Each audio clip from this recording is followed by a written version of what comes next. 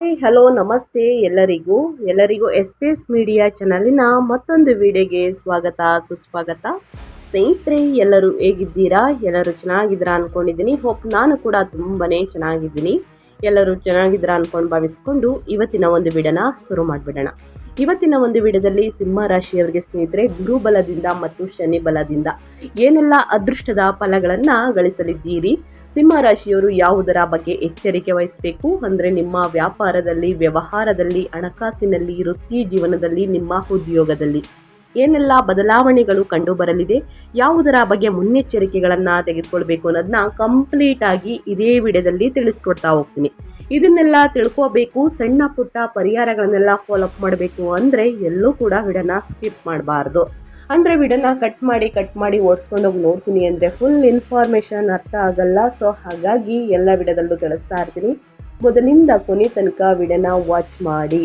ವಿಡಿಯೋದಲ್ಲಿ ಒಳ್ಳೆಯ ಮಾಹಿತಿ ಸಿಕ್ಕಿದ್ದಲ್ಲಿ ತಪ್ಪದೆ ವಿಡಿಯೋಗೊಂದು ಲೈಕ್ ಕೊಟ್ಟು, ಇನ್ನೂ ನನ್ನ ಚಾನಲ್ನ ಸಬ್ಸ್ಕ್ರೈಬ್ ಮಾಡ್ಕೊಳ್ದೇ ನೋಡ್ತಿದ್ರೆ ಎಸ್ ಪಿ ಎಸ್ ಮೀಡಿಯಾಗೆ ಸಬ್ಸ್ಕ್ರೈಬ್ ಆಗಿ ನಿಮ್ಮ ಅಭಿಪ್ರಾಯಗಳನ್ನು ಕಮೆಂಟ್ ಬಾಕ್ಸಲ್ಲಿ ತಿಳಿಸಬಹುದು.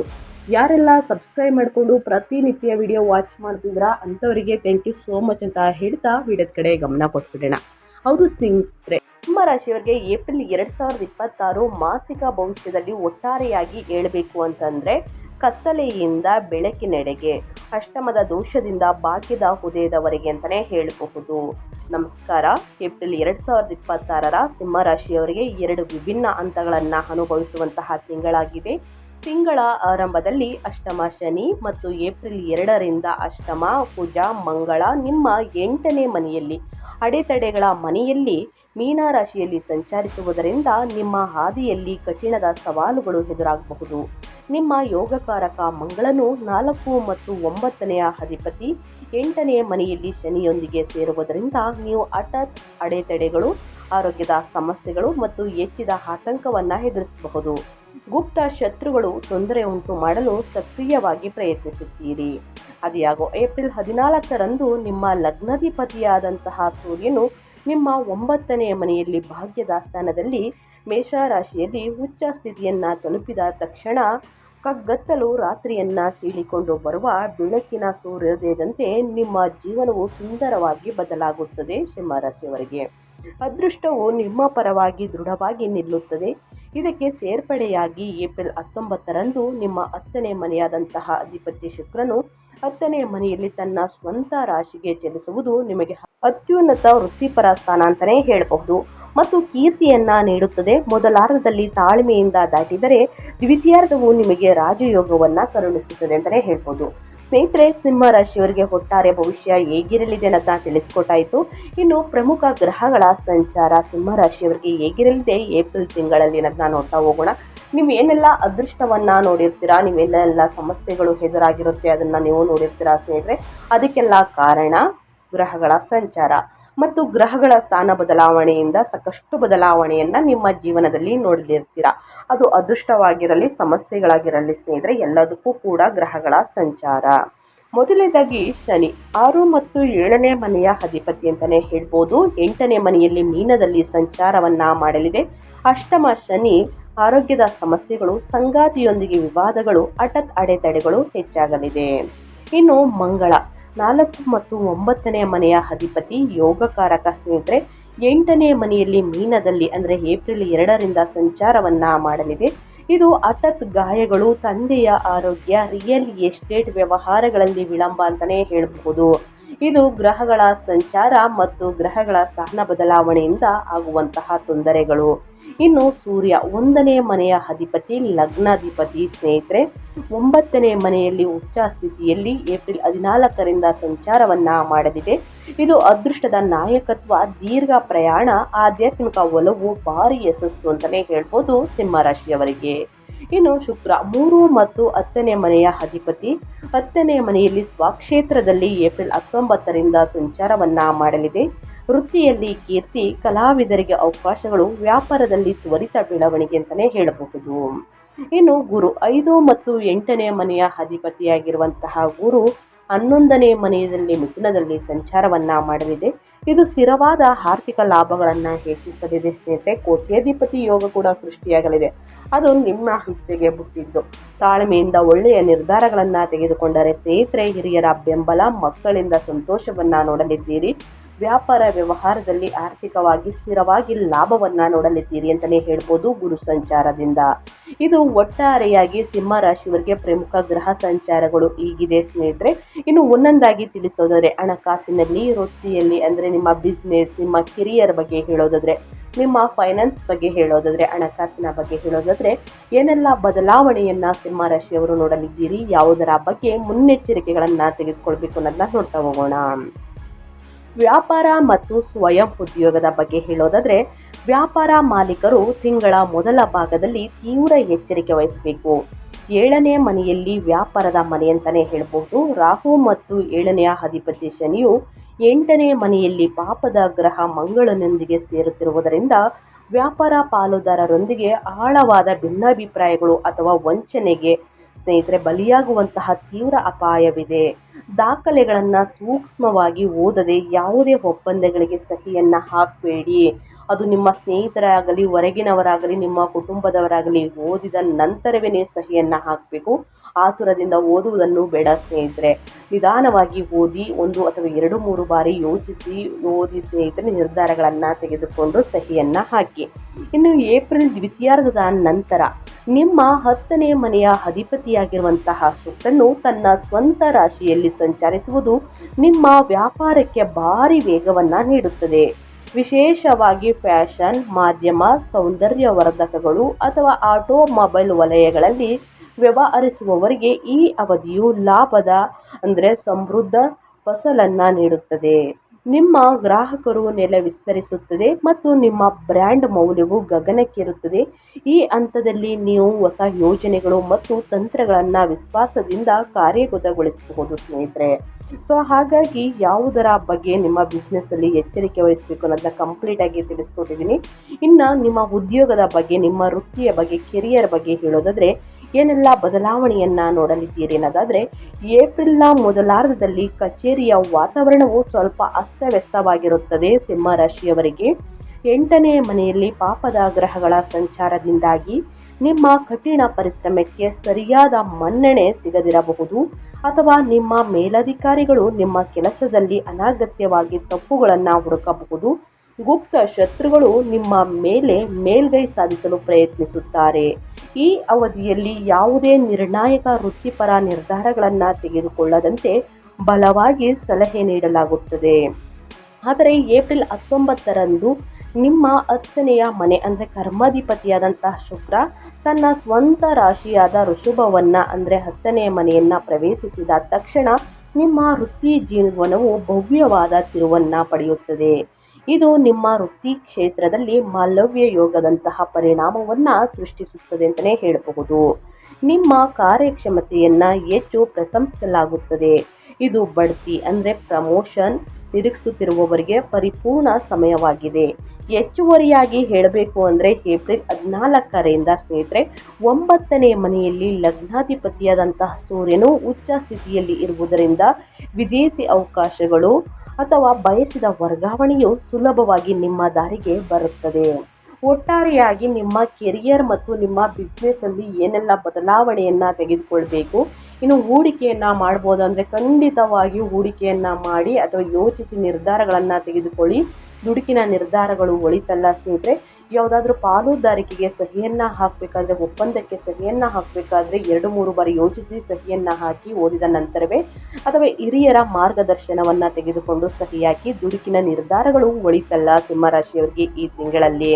ಇನ್ನು ಹಣಕಾಸಿನ ಬಗ್ಗೆ ಹೇಳೋದಾದರೆ ಏನೆಲ್ಲ ಅಭಿವೃದ್ಧಿಯನ್ನು ನೋಡಲಿದ್ದೀರಿ, ಏನೆಲ್ಲ ಖರೀದಿ ಮಾಡೋ ಯುಗ ಇದೆ ಅನ್ನೋದನ್ನು ನೋಡ್ತಾ ಹೋಗೋಣ.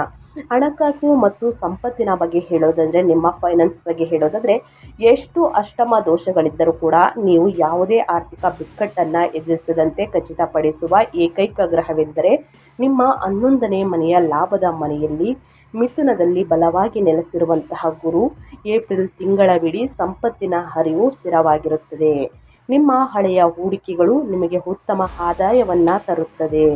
ಆದಾಗ್ಯೂ ನಿಮ್ಮ 2ನೇ ಮನೆಯಲ್ಲಿ ಧನಾಧಿಪತಿಯಾದಂತಹ ಬುಧನು ಏಪ್ರಿಲ್ 11ರಂದು 8ನೇ ಮನೆಯಲ್ಲಿ ನೀಚ ಸ್ಥಿತಿಯನ್ನು ಪ್ರವೇಶಿಸುತ್ತಿರುವುದರಿಂದ ಆರ್ಥಿಕ ವಹಿವಾಟುಗಳ ಸಮಯದಲ್ಲಿ ಸಂವಹನದ ಕೊರತೆ, ಕಮ್ಯುನಿಕೇಷನ್ ಗ್ಯಾಪ್ಸ್ ಇರಬಹುದು. ಯಾರಿಗಾದರೂ ಹಣವನ್ನು ವರ್ಗಾಯಿಸುವ ಮೊದಲು ಎಲ್ಲವನ್ನು 2 ಬಾರಿ ಪರಿಶೀಲಿಸಿ. ಏಪ್ರಿಲ್ 14ರ ನಂತರ ನಿಮ್ಮ ಲಗ್ನಾಧಿಪತಿಯಾದಂತಹ ಉಚ್ಚ ಸ್ಥಿತಿಯು ಬಾಕಿ ಇರುವ ಸರ್ಕಾರಿ ನಿಧಿಗಳು ಅಥವಾ ಟೆಂಡರ್ಗಳ ಲಾಭಗಳನ್ನು ಸುರಕ್ಷಿತವಾಗಿ ನಿಮ್ಮ ಕೈ ಸೇರುವುದನ್ನು ಖಚಿತಪಡಿಸುತ್ತದೆ. ಬಹಳ ಎಚ್ಚರಿಕೆಯಿಂದ ಸ್ನೇಹಿತರೆ, ಪತ್ರಗಳಾಗಲಿ ಅಥವಾ ಟೆಂಡರ್ಗಳ ಲಾಭಗಳಾಗಲಿ ಸ್ನೇಹಿತರೆ ನಿಮ್ಮ ಕೈ ಸೇರಲಿದೆ. ಸುರಕ್ಷಿತವಾಗಿ ಜೋಪಾನವಾಗಿ ಇಟ್ಕೊಳ್ಳಿ. ಇನ್ನು ಕಾರನ್ನು ಖರೀದಿ ಮಾಡುವಂತಹ ಕನಸು ನನಸಾಗಲಿದೆ ಸ್ನೇಹಿತರೆ. ವಾಹನವನ್ನು ಖರೀದಿ ಮಾಡಬೇಕು ಅನ್ನೋದ ತುಂಬ ದಿನದಿಂದ ಈ ಕನಸನ್ನು ಇಟ್ಕೊಂಡಿದ್ದೀರಾ. ಈ ಕನಸು ನನಸಾಗಲಿದೆ ಅಂತಲೇ ಹೇಳಬಹುದು. ಗುರು ಬಲದಿಂದ, ಶುಕ್ರನ ಬಲದಿಂದ ಸ್ನೇಹಿತರೆ ಸಾಕಷ್ಟು ಅದೃಷ್ಟದ ಫಲಗಳನ್ನು ಸಿಂಹರಾಶಿಯವರು ಈ ತಿಂಗಳಿನಿಂದ ನೋಡಲಿದ್ದೀರಿ ಅಂತ ಹೇಳ್ತಾ, ಇನ್ನು ಮೇಯ್ನ್ ಆಗಿ ನಿಮ್ಮ ಹೆಲ್ತ್ ಬಗ್ಗೆ ಯಾವುದರ ಬಗ್ಗೆ ಮುನ್ನೆಚ್ಚರಿಕೆಗಳನ್ನು ತೆಗೆದುಕೊಳ್ಬೇಕು ಸಿಂಹರಾಶಿಯವರು, ಏನೆಲ್ಲ ಬದಲಾವಣೆಗಳು ಕಂಡು ಬರಲಿದೆ ಅನ್ನೋದನ್ನ ನೋಡೋದಾದರೆ, ತಿಂಗಳ ಮೊದಲ 2 ವಾರಗಳಲ್ಲಿ ಸಿಂಹರಾಶಿಯವರಿಗೆ ನಿಮ್ಮ ಆರೋಗ್ಯದ ಬಗ್ಗೆ ನೀವು ಹೆಚ್ಚಿನ ಎಚ್ಚರಿಕೆ ವಹಿಸಬೇಕು. 8ನೇ ಮನೆಯಲ್ಲಿ ಮಂಗಳ ಮತ್ತು ಶನಿಯ ಸಂಯೋಗವು ಅಪಘಾತಗಳು, ಶಸ್ತ್ರಚಿಕಿತ್ಸೆಗಳು ಅಥವಾ ತೀವ್ರವಾದ ಬೆನ್ನು ನೋವಿನ ಅಂದರೆ ಬ್ಯಾಕ್ ಪೇನ್ ಸಾಧ್ಯತೆಗಳನ್ನು ಸೂಚಿಸುತ್ತದೆ. ಅನಗತ್ಯ ಪ್ರಯಾಣಗಳನ್ನು ಮುಂದೂಡುವುದು ಹೆಚ್ಚು ಸೂಕ್ತ. ನಿಮ್ಮ ಲಗ್ನದಲ್ಲಿರುವಂತಹ ಕೇತು ಅತಿಯಾದ ಮಾನಸಿಕ ಆತಂಕ ಮತ್ತು ಗೊಂದಲವನ್ನು ಪ್ರಚೋದಿಸುತ್ತಾನೆ. ಆದಾಗ್ಯೂ ಏಪ್ರಿಲ್ 14ರಂದು ನಿಮ್ಮ ಲಗ್ನಾಧಿಪತಿಯಾದಂತಹ ಸೂರ್ಯನು ಅಗಾಧವಾದ ಶಕ್ತಿಯನ್ನು ಮರಳಿ ಪಡೆದಾಗ ನಿಮ್ಮ ರೋಗ ನಿರೋಧಕ ಶಕ್ತಿಯು ಪವಾಡದಂತಹ ಉಲ್ಬಣವನ್ನು ಕಾಣುತ್ತದೆ. ಹಿಂದೆ ನಿಮ್ಮನ್ನು ಕಾಡುತ್ತಿದ್ದಂತಹ ಕಾಯಿಲೆಗಳು ಸ್ನೇಹಿತರೆ ನೀವು ಬೇಗನೆ ಚೇತರಿಸಿಕೊಳ್ಳುತ್ತೀರಿ. ದೈವಿಕ ಕೃಪೆ ಮತ್ತು ರಕ್ಷಣೆ ನಿಮ್ಮನ್ನು ಸಂಪೂರ್ಣವಾಗಿ ಕಾಪಾಡುತ್ತದೆ. ಒಟ್ಟಾರೆಯಾಗಿ ಹೇಳಬೇಕು ಅಂದರೆ ಹಿಂದೆ ಇದ್ದ ಸಮಸ್ಯೆಗಳು ಸ್ನೇಹಿತರೆ, ನಿಮ್ಮ ಆರೋಗ್ಯದಲ್ಲಿರುವಂತಹ ಸಮಸ್ಯೆಗಳು, ಅನಾರೋಗ್ಯದಿಂದ ಬಳಲ್ತಿರ್ತೀರಾ, ಅದೆಲ್ಲವೂ ಕೂಡ ಚೇತರಿಸಿಕೊಳ್ತೀರಾ ಸ್ನೇಹಿತರೆ. ಮುಂದಿನ ದಿನಗಳಲ್ಲಿ ಉನ್ನತ ಆರೋಗ್ಯವನ್ನು ಪಡೆದುಕೊಳ್ಳಲಿದ್ದೀರಿ. ಸೊ ಹಾಗಾಗಿ ಆದಷ್ಟು ಉಷ್ಣತೆ ಜಾಸ್ತಿ ಆಗಲಿದೆ. ತಾಪಮಾನ ಹೆಚ್ಚಾದಂತೆ ನಿಮ್ಮ ದೇಹದ ಉಷ್ಣತೆ ಹೆಚ್ಚಾಗಲಿದೆ, ಅಸಿಡಿಟಿ ಉಂಟಾಗಲಿದೆ. ಸೊ ಹೊರಗಿನ ತಿಂಡಿ ತಿನಿಸುಗಳನ್ನು ಕಡಿಮೆ ಮಾಡಿ, ಎಣ್ಣೆಯಲ್ಲಿ ಕರಿದಂತಹ ತಿಂಡಿ ತಿನಿಸುಗಳನ್ನು ಕಡಿಮೆ ಮಾಡಿ, ಚೆನ್ನಾಗಿ ನೀರನ್ನು ಕುಡಿಯಿರಿ. ನೀರಿನ ಅಂಶ ನಿಮ್ಮ ದೇಹದಲ್ಲಿ ಇರಬೇಕು ಸ್ನೇಹಿತರೆ. ಸೊ ಹಾಗಾಗಿ ಚೆನ್ನಾಗಿ ನೀರನ್ನು ಕುಡಿಯುವುದು, ಹಸಿರು ತರಕಾರಿ, ಹಣ್ಣು ಹಂಪಲುಗಳನ್ನು ಸೇವಿಸುವುದರಿಂದ ಉನ್ನತ ಆರೋಗ್ಯವನ್ನು ಪಡೆದುಕೊಳ್ಳಲಿದ್ದೀರಿ. ನಿಮ್ಮ ದೇಹದಲ್ಲಿ ಚೇಂಜಸ್ನ ನೀವೇ ನೋಡಲಿದ್ದೀರಿ ಅಂತಲೇ ಹೇಳ್ಬೋದು. ಸಣ್ಣ ಪುಟ್ಟ ಲಘು ವ್ಯಾಯಾಮವನ್ನು ಮಾಡಿ, ವಾಕಿಂಗನ್ನು ಮಾಡಿ, ಪ್ರಾಣಾಯಾಮವನ್ನು ಮಾಡಿ ಸ್ನೇಹಿತರೆ ಉನ್ನತ ಆರೋಗ್ಯವನ್ನು ಪಡೆದುಕೊಳ್ಳಿ ಅಂತ ಹೇಳ್ತಾ, ಇನ್ನು ಮುಂದಿನದಾಗಿ ಹೇಳೋದಾದರೆ ಕುಟುಂಬ ಮತ್ತು ವೈಯಕ್ತಿಕ ಜೀವನದ ಬಗ್ಗೆ ಏನೆಲ್ಲ ಬದಲಾವಣೆಯನ್ನು ಸಿಂಹರಾಶಿಯವರು ನೋಡಲಿದ್ದೀರಿ, ಯಾವುದರ ಬಗ್ಗೆ ಮುನ್ನೆಚ್ಚರಿಕೆಗಳನ್ನು ತೆಗೆದುಕೊಳ್ಬೇಕು ಅಂದರೆ, 7ನೇ ಮನೆಯಲ್ಲಿ ಕುಂಭದಲ್ಲಿ ರಾಹುವಿನ ಸಂಚಾರ ಮತ್ತು ಪಾಪದ ಗ್ರಹಗಳೊಂದಿಗೆ 8ನೇ ಮನೆಯಲ್ಲಿರುವಂತಹ ನಿಮ್ಮ 7ನೇ ಅಧಿಪತಿಯು ನಿಮ್ಮ ವೈವಾಹಿಕ ಜೀವನದಲ್ಲಿ ತೀವ್ರ ಅವ್ಯವಸ್ಥೆಯನ್ನು ಸೃಷ್ಟಿಸುತ್ತಾನೆ. ನಿಮ್ಮ ಜೀವನ ಸಂಗಾತಿ ನಿಮ್ಮನ್ನು ಅರ್ಥ ಮಾಡಿಕೊಳ್ಳುತ್ತಿಲ್ಲ ಎಂದು ನೀವು ನಿರಂತರವಾಗಿ ಭಾವಿಸಬಹುದು. ವಿಪರೀತ ತಾಳ್ಮೆಯನ್ನು ರೂಢಿಸಿಕೊಳ್ಳುವುದು ಮತ್ತು ವಾದ ವಿವಾದಗಳನ್ನು ತಪ್ಪಿಸುವುದು ಇಲ್ಲಿರುವಂತಹ ಏಕೈಕ ಪರಿಹಾರವಾಗಿದೆ. ಅದೇ ರೀತಿ 9ನೇ ಮನೆಯ ಅಧಿಪತಿ ಅಂದರೆ ತಂದೆಯ ಕಾರಕ ಮಂಗಳನು 8ನೇ ಮನೆಯಲ್ಲಿ ಇರುವುದರಿಂದ ತಿಂಗಳ ಮೊದಲಾರ್ಧದಲ್ಲಿ ನಿಮ್ಮ ತಂದೆಯ ಆರೋಗ್ಯ ಅಥವಾ ಅವರೊಂದಿಗಿನ ನಿಮ್ಮ ಸಂಬಂಧವು ಒತ್ತಡದಲ್ಲಿರುತ್ತದೆ. ಏಪ್ರಿಲ್ 14ರ ನಂತರ ತಂದೆಯ ನೈಸರ್ಗಿಕ ಕಾರಕನಾದಂತಹ ಸೂರ್ಯನು ಉಚ್ಚ ಸ್ಥಿತಿಯನ್ನು ತಲುಪಿದಾಗ ಈ ಪರಿಸ್ಥಿತಿಗಳು ಹೆಚ್ಚು ಸುಧಾರಿಸುತ್ತವೆ. 11ನೇ ಮನೆಯಿಂದ 5ನೇ ಮನೆಗೆ ಗುರುವಿನ ದೃಷ್ಟಿಯು ನಿಮ್ಮ ಮಕ್ಕಳಿಂದ ಒಳ್ಳೆಯ ಸುದ್ದಿಗಳನ್ನು, ಉದಾಹರಣೆಯಾಗಿ ಶಾಲಾ ಫಲಿತಾಂಶಗಳು ಸ್ನೇಹಿತರೆ ಕೇಳುವುದನ್ನು ಖಚಿತಪಡಿಸುತ್ತದೆ ಅಂತಲೇ ಹೇಳ್ಬೋದು. ಒಳ್ಳೆಯ ರಿಸಲ್ಟನ್ನು ತೆಗೆದಿದ್ದಾರೆ ಸ್ನೇಹಿತರೆ. ಸಾಕಷ್ಟು ಬದಲಾವಣೆಯನ್ನು ಮಕ್ಕಳ ವಿಷಯದಲ್ಲಿ ಸಂತೋಷವನ್ನು ನೋಡಲಿದ್ದೀರಿ ಅಂತಲೇ ಹೇಳ್ಬೋದು ಸಿಂಹರಾಶಿಯವರು. ಇನ್ನು ಸಿಂಹರಾಶಿಯ ವಿದ್ಯಾರ್ಥಿಗಳು ಏನೆಲ್ಲ ಫಲಿತಾಂಶಗಳು ಬರಲಿದೆ, ಯಾವುದರ ಬಗ್ಗೆ ಎಚ್ಚರಿಕೆ ವಹಿಸಬೇಕು ಅನ್ನೋದನ್ನ ನೋಡೋದಾದರೆ, ನಿಮ್ಮ 5ನೇ ಮನೆಯ ಅಧಿಪತಿ ಗುರುವು ಲಾಭದ ಮನೆಯಲ್ಲಿ ಇದ್ದು 5ನೇ ಮನೆಯ ಮೇಲೆ ದೃಷ್ಟಿ ಬೀರುತ್ತಿರುವುದರಿಂದ ವಿದ್ಯಾರ್ಥಿಗಳು ಅಸಾಧಾರಣ ಗ್ರಹಣ ಶಕ್ತಿಯನ್ನು ಪ್ರದರ್ಶಿಸುತ್ತಾರೆ. ಆದಾಗ್ಯೂ 4ನೇ ಮನೆಯ ಅಧಿಪತಿ ಮಂಗಳನು 8ನೇ ಮನೆಯಲ್ಲಿ ಇರುವುದರಿಂದ ಪ್ರಾಥಮಿಕ ಶಿಕ್ಷಣದಲ್ಲಿ ಕೆಲವು ತಾತ್ಕಾಲಿಕ ಅಡೆತಡೆಗಳು ಉಂಟಾಗಬಹುದು. ಏಪ್ರಿಲ್ 14ರಂದು 9ನೇ ಮನೆಯಲ್ಲಿ ಸೂರ್ಯನು ಉಚ್ಚನಾಗುವುದು ಉನ್ನತ ಶಿಕ್ಷಣವನ್ನು ಅಂದರೆ ಹೈಯರ್ ಎಜುಕೇಷನನ್ನು ಅನುಸರಿಸುವವರಿಗೆ, ವಿಶೇಷವಾಗಿ ತಮ್ಮ ಅಧ್ಯಯನಕ್ಕಾಗಿ ವಿದೇಶಕ್ಕೆ ಪ್ರಯಾಣಿಸಲು ಬಯಸುವಂತಹ ವಿದ್ಯಾರ್ಥಿಗಳಿಗೆ ಅದ್ಭುತ ಯಶಸ್ಸನ್ನು ತರುತ್ತದೆ.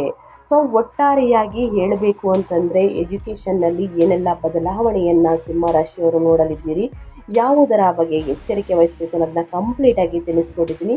ಇನ್ನು ಏನೇ ಸಮಸ್ಯೆಗಳು ಬಂದಿದ್ದಲ್ಲಿ ಸ್ನೇಹಿತರೆ, ಈ ಪರಿಹಾರಗಳನ್ನು ಅನುಸರಿಸಿದ್ದಲ್ಲಿ ಕಷ್ಟಗಳು, ಸಮಸ್ಯೆಗಳು, ಅಡಚಣೆಗಳು ಎಲ್ಲವೂ ಕೂಡ ಸಂಪೂರ್ಣವಾಗಿ ನಿವಾರಣೆಯಾಗಲಿದೆ.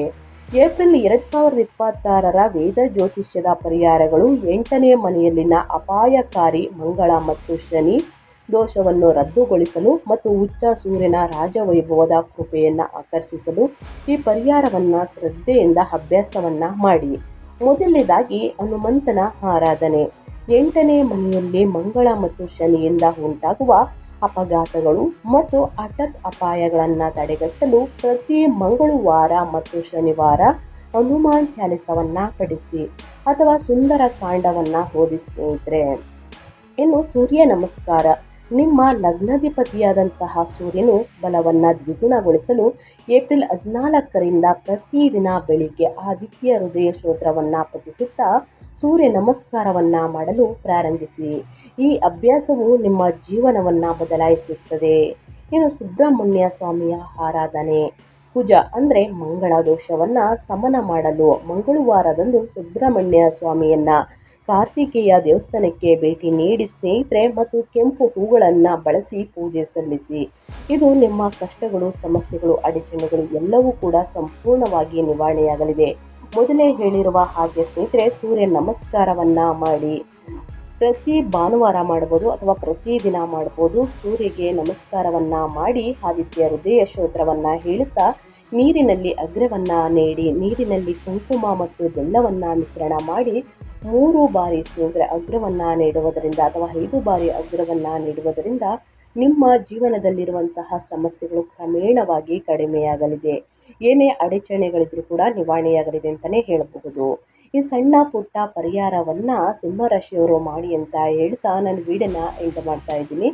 ದಯವಿಟ್ಟು ಇವತ್ತಿನ ಒಂದು ವಿಡಿಯೋದಲ್ಲಿ ಒಳ್ಳೆಯ ಮಾಹಿತಿ ಸಿಕ್ಕಿದ್ದಲ್ಲಿ, ಈ ವಿಡಿಯೋ ಯೂಸ್ಫುಲ್ ಅನಿಸಿದ್ದಲ್ಲಿ ವಿಡಿಯೋಗೆ ಲೈಕ್ ಮಾಡೋದನ್ನ ಮರ್ತಿದ್ರೆ ಲೈಕ್ ಮಾಡಿ. ಇನ್ನೂ ನನ್ನ ಚಾನಲ್ನ ಸಬ್ಸ್ಕ್ರೈಬ್ ಮಾಡ್ಕೊಳ್ಳೋದನ್ನೇ ನೋಡ್ತಿದ್ರೆ SPS ಮೀಡಿಯಾಗೆ ಸಬ್ಸ್ಕ್ರೈಬ್ ಆಗಿ ನಿಮ್ಮ ಅಭಿಪ್ರಾಯಗಳನ್ನು ಕಮೆಂಟ್ ಬಾಕ್ಸಲ್ಲಿ ತಿಳಿಸಿ. ಓಂ ನಮೋ ಗುರುದೇವರಾಯ ನಮಃ, ಓಂ ನಮೋ ಶಿವಾಯ, ಓಂ ನಮೋ ಶನೇಶ್ವರಾಯ ನಮಃ, ಓಂ ನಮೋ ಕುಬೇರರಾಯ ನಮಃ ಅಂತ ಕಮೆಂಟ್ ಮಾಡಿ. ಶಿವನ ಅನುಗ್ರಹದಿಂದ, ಶನಿದೇವರ ಅನುಗ್ರಹದಿಂದ ನಿಮ್ಮ ಜೀವನದಲ್ಲಿರುವಂತಹ ಕಷ್ಟಗಳು, ಸಮಸ್ಯೆಗಳು, ಅಡಚಣೆಗಳು ಎಲ್ಲವೂ ಕೂಡ ಸಂಪೂರ್ಣವಾಗಿ ನಿವಾರಣೆಯಾಗಿ ಸಾಕಷ್ಟು ಅದೃಷ್ಟದ ಫಲಗಳನ್ನು ಗಳಿಸಲಿ ಅಂತ ಹೇಳ್ತಾ ಮತ್ತೊಂದು ವಿಡಿಯೋ ಜೊತೆ ಮತ್ತೊಂದು ಹೊಸ ಭವಿಷ್ಯದಲ್ಲಿ ಹೊಸ ಅಪ್ಡೇಟಲ್ಲಿ ಸಿಗ್ತೀನಿ. Thank you for watching.